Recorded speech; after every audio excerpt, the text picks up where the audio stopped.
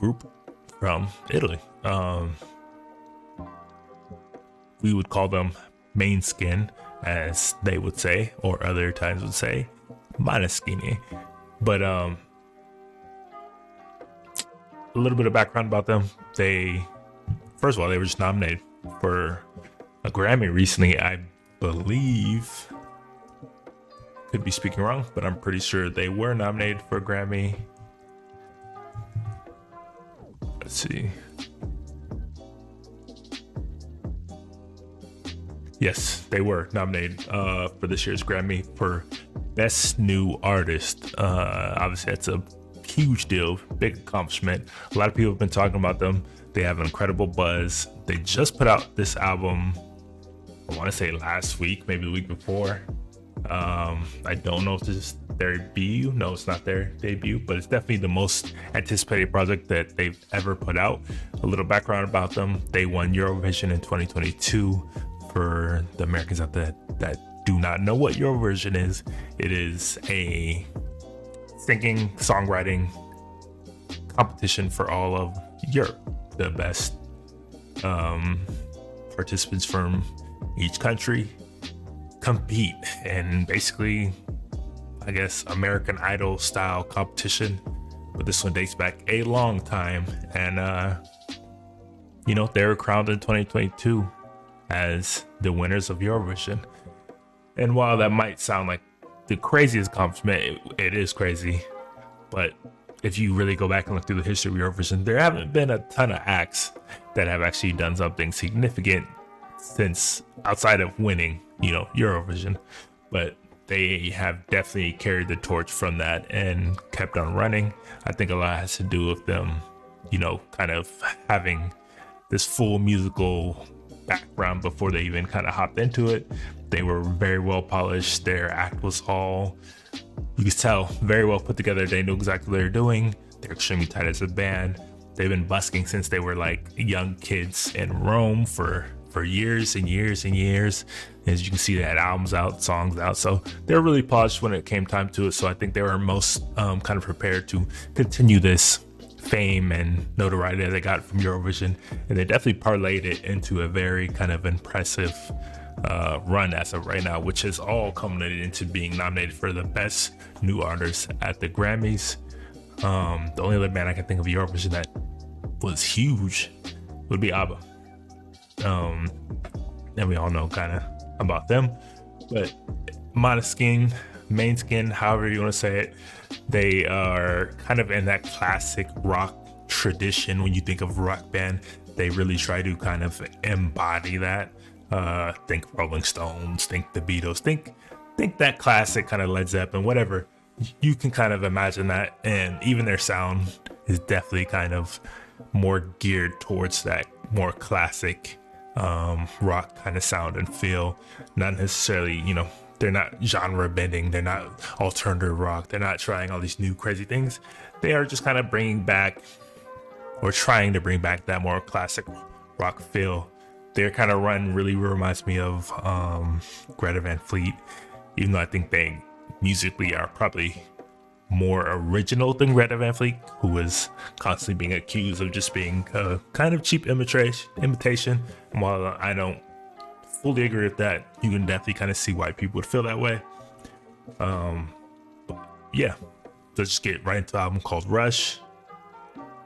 I want to see what they have done, see how they've grown, see how they've evolved over the years. I've only heard a few songs of theirs previously, but I really want to see kind of, for all this newfound fame, newfound notoriety, what they've been able to produce, because obviously they have access to way bigger production, way bigger artists, way bigger, just connections. And I'm really curious to see how they kind of take that and run with it. So without further ado, let's just get right into it. Start with track number 1, like we always do. On My Mind, Måneskin, Rush.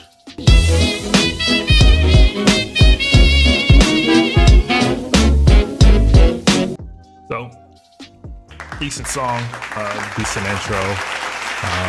If not a bit like a lot of the kind of songs in that lane that I've heard before, but that's just kind of the nature of the beast.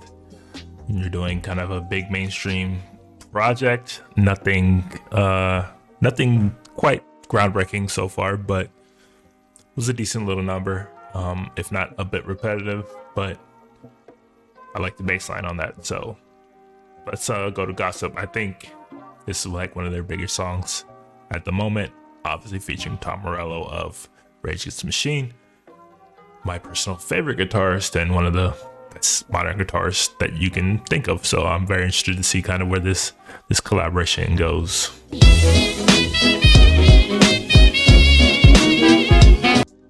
So I mean, as of right now, so far, it's a decent song. It's catchy. It's got a nice little bounce to it, nice little vibe, upbeat kind of tempo. But again, it's kind of the same problem I had with the first track. It feels like something I've heard before. Like they didn't really try anything new so far in this track.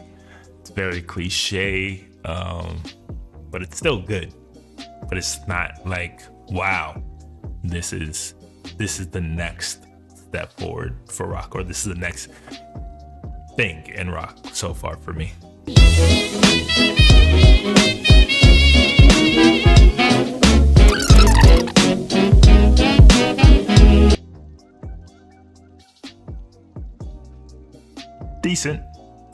Decent track for a single. You can definitely see it being that perfect kind of single that you would want from like a mainstream act. I can see this getting a lot of play on the radios, TV shows, commercials, everything. But again, songwriting doesn't really do much. Production wise, doesn't do a whole lot. Even though they had Tom Morello, it was still very generic and expected. I was really hoping he would do something interesting, but I don't think there's much he could have done except write it himself. The riff was very basic and simple, and not something I would kind of expect from a song with Tom Morello, this guy who has like some of the greatest riffs in modern rock. And yet, do we get this? It could have been this could have been a Maroon 5 song. Wouldn't have known the difference. But let's go to the next track. Blah blah blah.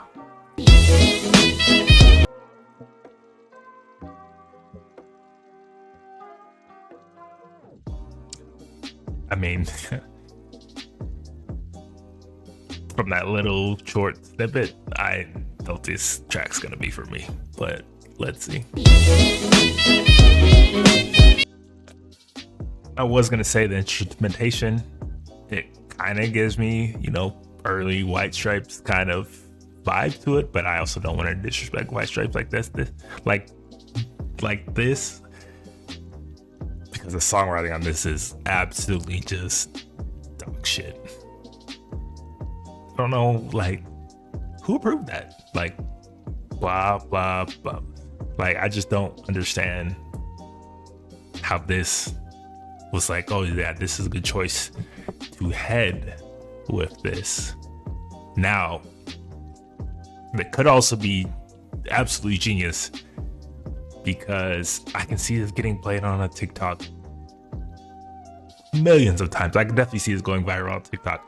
So, as grating and annoying and as horrible sounding as that repetitive shit sounds right now, it could be absolutely perfect for a viral TikTok sound. So there's that.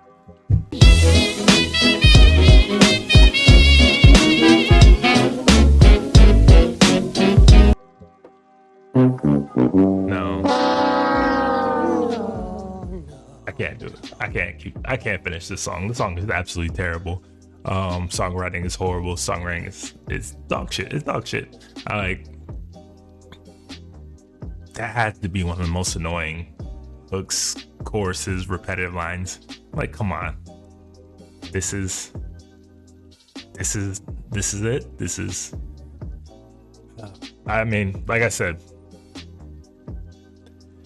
as grating and as annoying as that is, and rightfully is being called out for, it is absolutely perfect for TikTok, which is a whole other conversation, obviously, but it is something that needs to be noted in this day and age in music.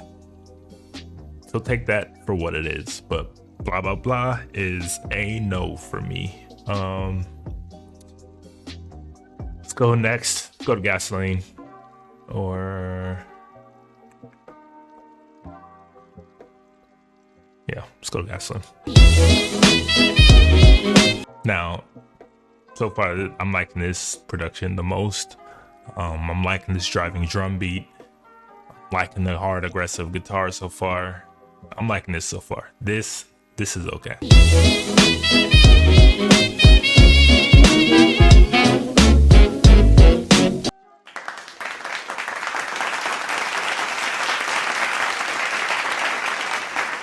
Okay, that made up for blah blah blah a tiny bit, but this definitely headed more in the right direction. Like I said, I like the drum beats. I like the hard aggressive drum and bass line. I like the chorus when we get to this full feeling anthemic chorus with vocals that sound like something that'd be perfect at a concert, at a festival. You know, get the crowd hype. It's definitely a hype song. I can definitely see people kind of screaming and sing along to it. And you know, it's the song so far that I've heard that's got kind of the most edge, most kind of in your face rock sound that you would kind of expect from a group that's trying to bring back that more aggressive, hard, energetic, over the top, bombastic rock feeling. And this is the first track where I really felt like they kind of approached that. Go to Don't Wanna Sleep.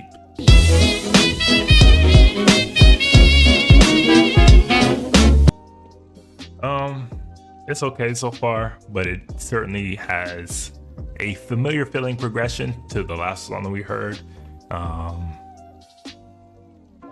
They're not doing a whole lot creatively with their progressions, with their chords, with the bridges. Like, it's all fairly safe so far, and this is another track that just feels like very safe, and it's okay, but it's not blowing me away.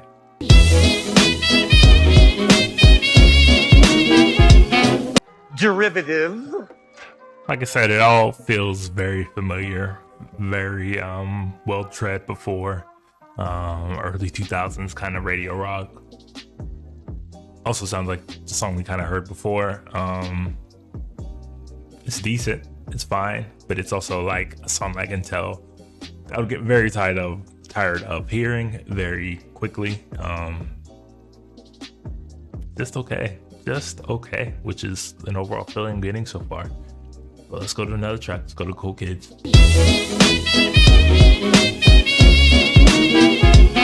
Okay, I'm liking the bass line. I'm liking the drums. It's sounding very punky right now. Feeling like maybe this is a song with a little more edge to it. Hopefully. I don't like what he's doing with the vocals right there, though, at all. At all.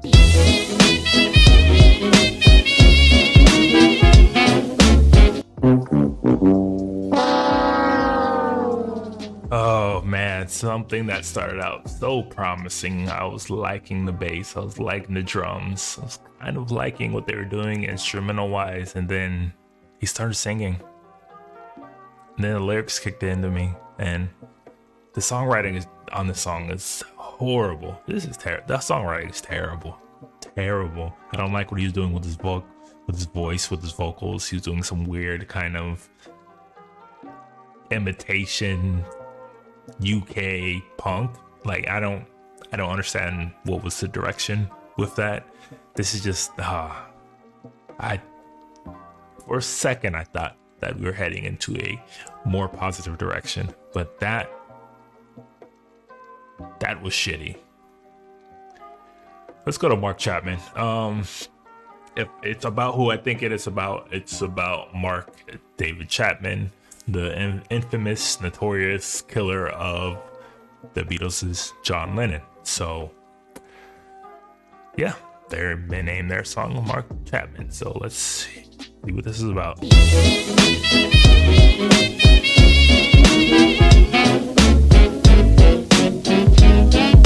So this is Italian. Well, this is a song in Italian, which is, you know, their primary language, their mother tongue, as you would say. And maybe it's because I don't fully understand everything that they're saying. I do know a little bit of Italian. This is sounding better songwriting wise, so I can't really kind of judge, but it definitely sounds better when they're singing in Italian than versus in English. So maybe that's the key. We'll see. Instrumental wise, it's decent. I'm not mad at this one. I'm not mad at this one.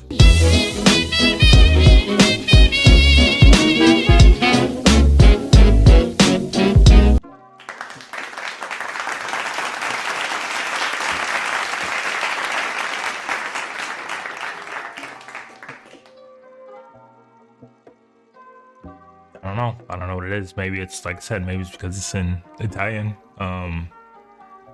But it definitely feels like the most rock song that they've had so far. It definitely sounds like what, when you hear about them, when you speak about them, like what you would kind of imagine them sounding like. And this might be my favorite song so far. Maybe I like that one, Mark Chapman. Let's keep going. Let's see if this other one's in Italian as well. Mamma Mia, probably like the most cliche Italian phrase you can think of.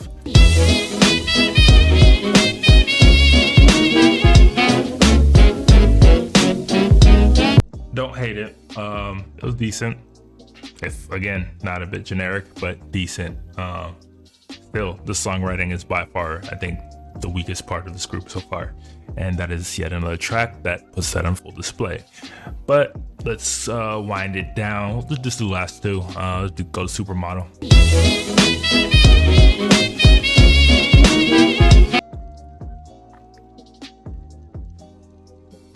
What?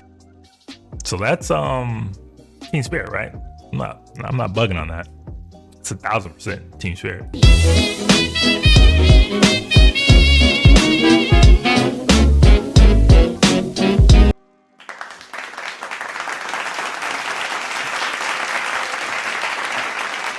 Look, I'll say Supermodel definitely does not kind of break my overall feeling of a lot of their songs and sound being kind of generic and cliche and well tread, but it's catchy. I could definitely see this being a single if it is not already, and getting a lot of play on radios, and it's definitely got that mass appeal kind of quality to it. And while the songwriting is once again the weakest part of this, overall it is a fun little number, bit catchy, enjoyable more or less to listen to, even though it does have the massive advantage of being, let's say, a interpretation of Nirvana's Teen Spirit. Let's go to the last one, The Loneliest.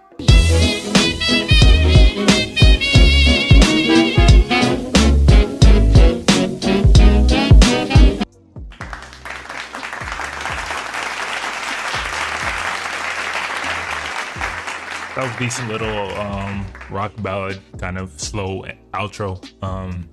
Very reminiscent of, you know, early 2000s. I mean, early 90s rock bands.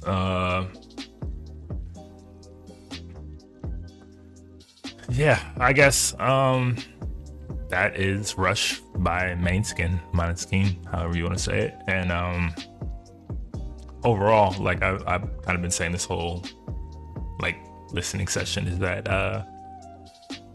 it just all feels very cliche, very generic, very by the numbers, which you would kind of expect when you think of, if you told somebody like, what do you think of like mainstream pop rock is from like the 90s, 2000s, and they would sound very similar to like a lot of this here. I do not like almost any of the songwriting here. I think the songwriting is absolutely atrocious, especially on songs like Blah Blah Blah, which is that song is an absolute travesty to have even to have even ever been put out. Like, that should have never made it past all these processes of deciding what songs should be on the album. But again, just thinking kind of how the industry is, I definitely feel like that song was a TikTok trap. Like, straight up, there's no way that that was made for any other reason outside of TikTok. But like I said, the songwriting overall is it was just bad. It was just straight up bad. And I don't know if I should chalk that up to them, like, English not being their first language, because from the one full Italian song that I heard so far, I enjoyed it way more. And I really can't compare the songwriting because I didn't understand it. But from what I could understand with the English versions, it was just bad. It was just bad. It was just bad songwriting front to back. There was not one song that really made me stop and think and like, oh, they really said something there. No, they didn't. They kind of just speak about what they consider to be like, kind of like what the heyday of rock was, with all these big rock stars and kind of that whole lifestyle, and trying to embody it in their lyrics. But then they forget to embody it in the actual music. And I think that's just my overall feel, is that they're trying to kind of recapture that sound of rock, like capital R rock, but they come up woefully short. And overall, all we get is a very just, when people use the word industry plan, industry music, this is kind of something that they would point to. This is clearly kind of put together by a larger machine that's pushing them at the moment. And while there are some very catchy moments, fun moments, songs that I wouldn't necessarily be mad at hearing on the radio or out and about, they're not songs that are going to live on, I think, very long past, you know, the lifespan of this album or even them as a group. I think a lot of this stuff is very forgettable. I think the whole album as a whole is very forgettable, and I don't think this is a very good showing for a group that is supposedly making their big kind of mainstream major debut. But what do you guys think about this album? What do you guys think about the band? How does this compare to some of their past stuff? If you've heard it, am I being a bit too harsh? What are some of your favorite songs on here? What are the songs that you least like on here? Let me know in the comments down below. Is there anything that you guys, wish you would have got from them that you didn't get? Were you surprised by anything? Do you think they deserve the Grammy nomination? Like I said, let us know in the comments of wherever you guys are watching this, listening to this, following up on this. And yeah, that's it for Rush.